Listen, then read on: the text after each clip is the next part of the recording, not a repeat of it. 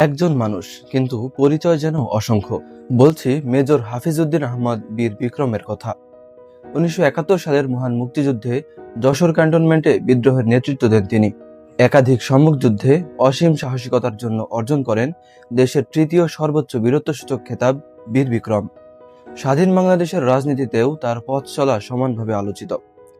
তিনি বর্তমানে ভারপ্রাপ্ত রাষ্ট্রপতির দায়িত্ব পালন করছেন এবং ত্রয়োদশ জাতীয় সংসদের স্পিকার হিসেবেও দায়িত্ব পালন করেছেন। এছাড়া বিএনপির সর্বোচ্চ নীতি নির্ধারণী ফোরাম জাতীয় স্থায়ী কমিটির সদস্য হিসেবেও দীর্ঘদিন ভূমিকা পালন করেছেন তিনি। সংসদ সদস্য হিসেবে একাধিকবার জনগণের ভোটে নির্বাচিত হওয়ার পাশাপাশি তিনি বাণিজ্য প্রতিমন্ত্রী, মুক্তিযুদ্ধ বিষয়ক মন্ত্রী, পানি সম্পদ মন্ত্রী ও বাণিজ্য মন্ত্রীর দায়িত্ব পালন করেছেন।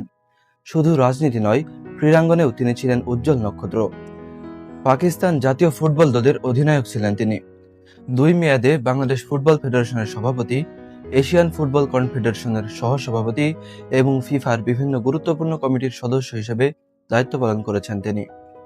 তার অবদানের স্বীকৃতিস্বরূপ 2004 সালে তিনি ফিফা অর্ডার অফ মেরিট লাভ করেন। তিনি ছিলেন পূর্ব পাকিস্তানের দ্রুততম মানব।